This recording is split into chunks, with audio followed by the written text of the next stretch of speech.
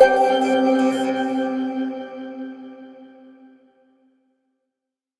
teman-teman, assalamualaikum. Balik lagi dengan saya Abang Jos di channel Gebang Video.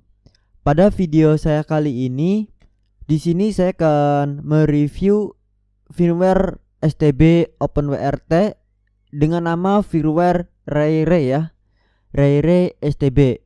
Ini nama pembuatnya ya, yang atau yang sudah memodif ya teman-teman, sehingga tool yang disediakan itu lumayan banyak ya.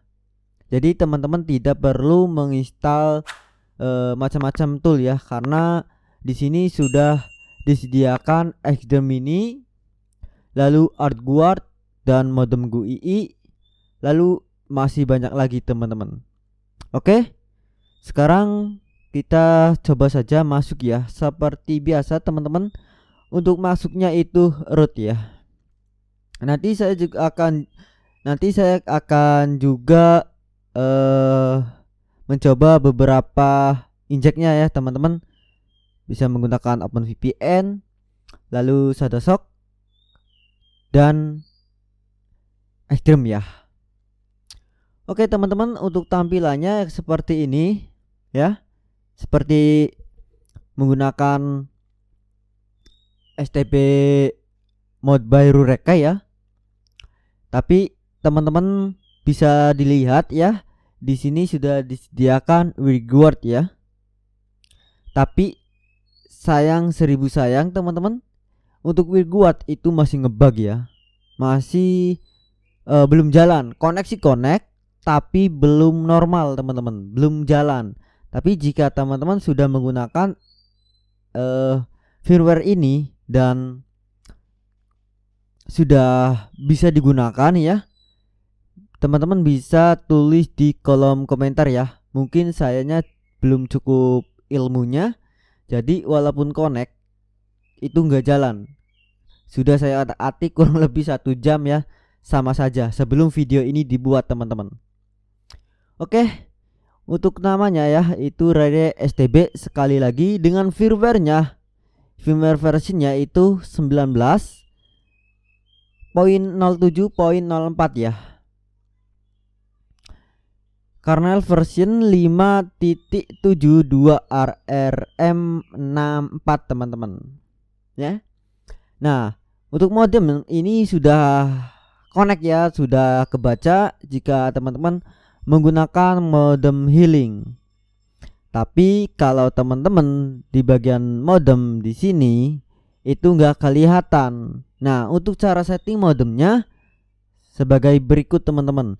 Silakan teman-teman masuk ke modem ya, lalu 3G 4G connection, lalu di bagian configuration. Nah teman-teman, ini saya menggunakan healing, biarkan saja ya. Lalu untuk IP modemnya itu teman-teman berapa ya, IP gateway-nya ya. Di sini saya menggunakan IP gateway 9.1 ya, seperti ini. Lalu kita klik save dan apply teman-teman. Oke, sekarang sudah disetting nih. Lanjut kita ke detail, maka akan kelihatan nih teman-teman ya, informasi dari modemnya. Saya menggunakan modem Huawei E8372 Wingle ya. Dan teman-teman bisa lihat sendiri di sini saya belum konekin ya. Belum dikonekin apapun teman-teman. Nanti saya akan coba sendiri ya. Teman-teman bisa lihat untuk tutorialnya. Nah, ini belum connect nih teman-teman. Ya. Nah, untuk cara menggunakannya di sini saya menggunakan OpenVPN dulu ya. Nanti akan bertahap ya teman-teman, menggunakan Shadowsock, XDR Mini, dan saya akan coba gunain semua tool ya yang ada. Oke. Nah teman-teman, ini kecepatannya ya, teman-teman bisa lihat cuma dapat 120 kbps ya, belum saya injek. Oke, sekarang kita lanjut ke OpenVPN ya teman-teman. Di sini saya akan coba menggunakan OpenVPN, tapi ingat ya, Jika teman-teman belum subscribe, silakan klik tombol subscribe di bawah video ini dan klik tombol loncengnya supaya teman-teman tidak ketinggalan ya dengan video-video saya selanjutnya. Oke teman-teman, untuk menggunakan OpenVPN di Rare STB ya, ini berbeda ya seperti menggunakan firmware-nya Pulston, karena ini nggak ada McDemos-nya, jadi langsung di Luci ya. Seperti ini tampilannya teman-teman. Teman-teman siapkan dulu akun OpenVPN ya, baik itu gratisan. Pokoknya OpenVPN-nya itu yang biasa teman-teman gunakan ya, dan itu sudah terbukti OpenVPN-nya sudah connect ya. Oke. Nah, ini sudah saya isi ya teman-teman. Sudah ada config OpenVPN ya. Lalu di sini teman-teman kasih nama ya. Ekstensinya biasa OpenVPN, kurang lebih seperti ini ya, ekstensinya OVPN ya. Oke. Sekarang kita lanjut saja teman-teman ke sini. Untuk namanya itu bebas ya. Misalkan seperti ini. Lalu cause file. Lalu di sini teman-teman klik config OpenVPN. Lalu kita klik open, lalu upload. Nah, maka akan ada ya OpenVPN di atas sini. Lalu teman-teman edit dulu nih ya. Yang terpenting teman-teman edit dulu. Lalu ini kalau teman-teman biasa menggunakan McDemos, biasanya passwordnya itu di sini. Teman-teman ganti. Nah, dihapus ya. Maka akan seperti ini dan scroll ke bawah ya. Maka ini yang dianjurkan untuk menautkan username dan passwordnya. Teman-teman copy lalu paste di sini. Nah, yang ini isinya itu username dan password ya. Username dan password.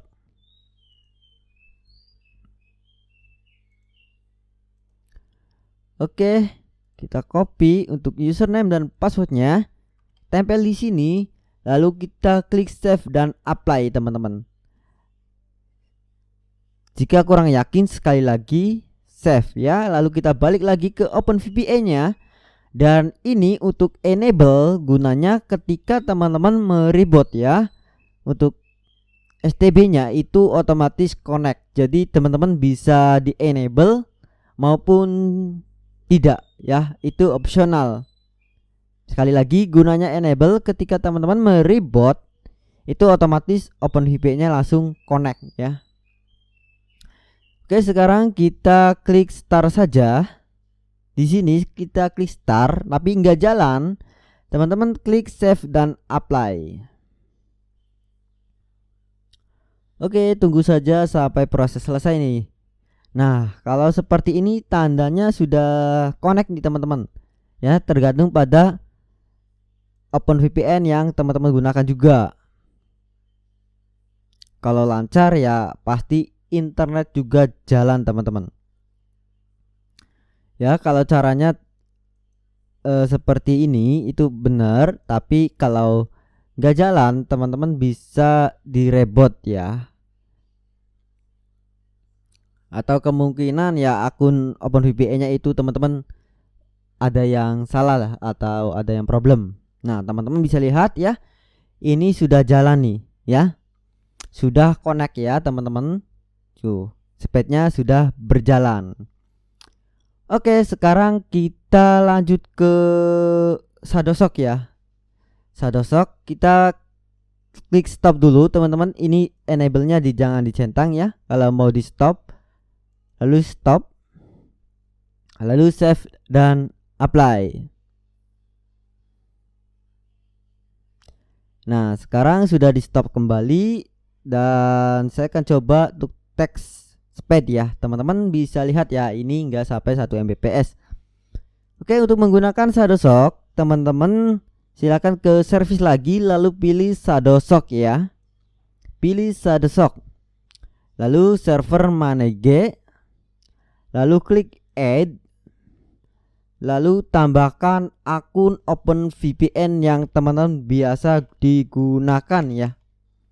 Nah, saya di sini menggunakan OpenVPN dari jagoan ESESA ya, teman-teman.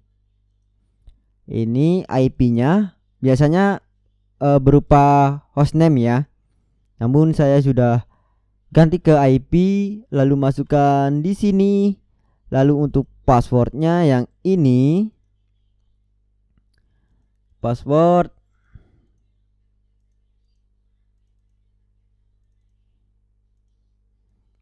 di sini, lalu server portnya SSL 1443, lalu enkripsi method pilih AS25CFB ya, tergantung pada akunnya teman-teman. Lalu ini dikasih pluginnya atau kita panggil pluginnya OBVS lokal. Lalu ini untuk bugnya teman-teman, atau plugin argumennya. Oke, setelah itu teman-teman klik save dan apply saja.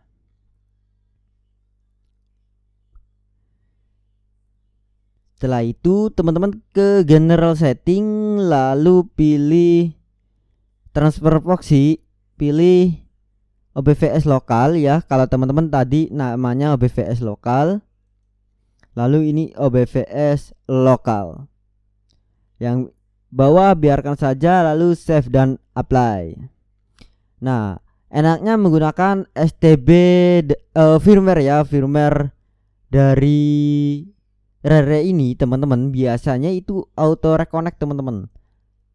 Nih, auto connect nih maksudnya, bukan harus di restart ya, tapi langsung biasanya otomatis connect nih teman-teman. Tapi ini ada kesalahan bahwa SOC 5 proxy-nya itu enggak connect ya, atau tidak jalan teman-teman. Nah, setelah di refresh berulang kali, ini semuanya jalan ya.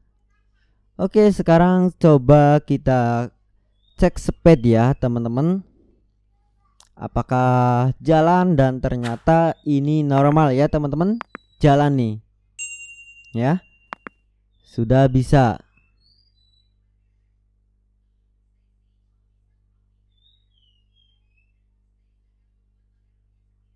Oke, lumayan ya teman-teman, dapatnya segini. Oke, sekarang kita ke tool yang berikutnya ya. Ini di stop dulu. Untuk cara stopnya teman-teman, ini diganti ya, atau di delete, lalu save dan apply.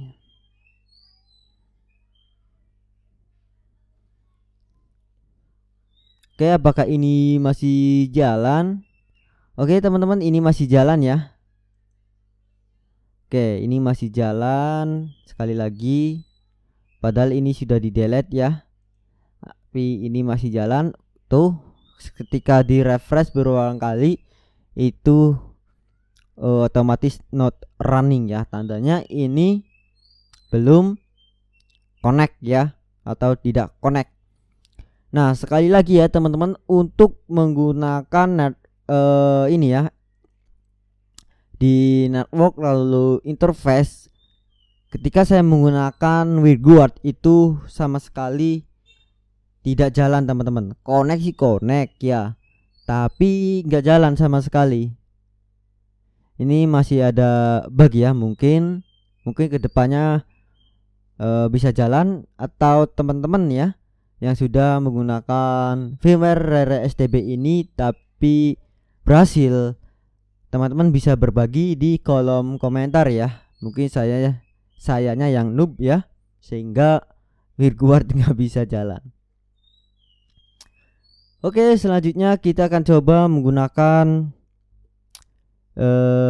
audit guard ya. Nah, ini nih teman-teman, bahwa di Rare STB itu ada ShadowSock SR ya, tapi saya belum pernah coba ya, sama sekali belum pernah menggunakan ShadowSock SR.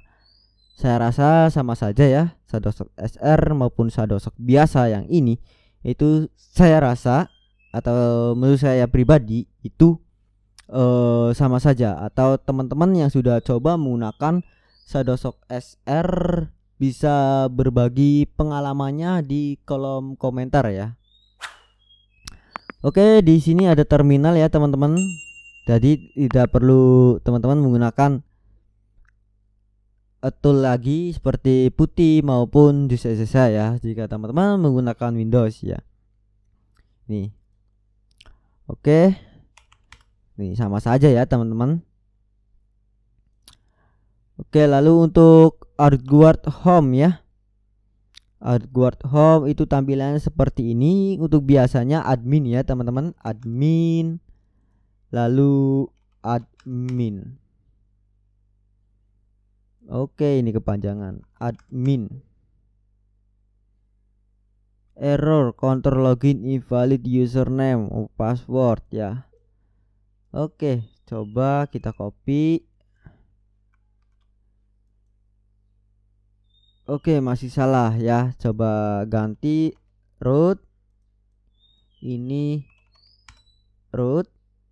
Oke, masih salah. Coba kita masuk ke sini, cari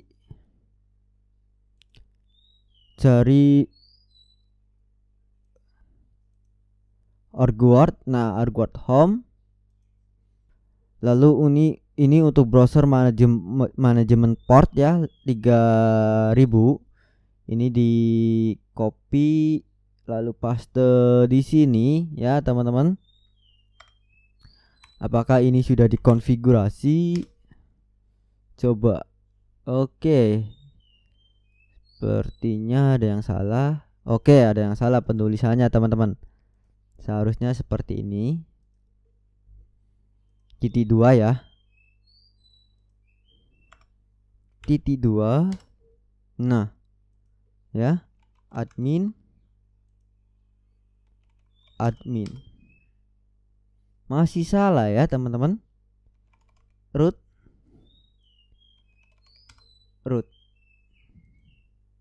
Oke, ternyata passwordnya root dan root ya teman-teman. Dan ini teman-teman silakan dikonfigurasi saja.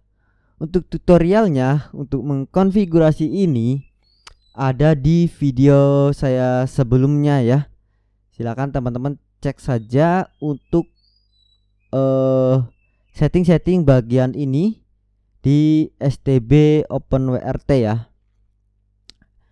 Ini untuk viewernya nanti teman-teman bisa download kalau teman-teman mau coba ya, di deskripsi video ini. Oke, lalu ini Extremini GUI juga seperti ini. Kita lihat config ya. Ini sudah versi 1.7. Kalau teman-teman mau update ya silakan di-update saja ya. Untuk tutorial ya, untuk menggunakan ini teman-teman bisa cek di video saya sebelumnya ya, atau nanti saya sediakan di deskripsi video ini. Gak mungkin saya lanjutin video ini karena terlalu panjang ya. Teman-teman bisa tulis di kolom komentar jika masih ada pertanyaan ya. Dan jangan lupa untuk klik like, komen, dan subscribe. Bye bye.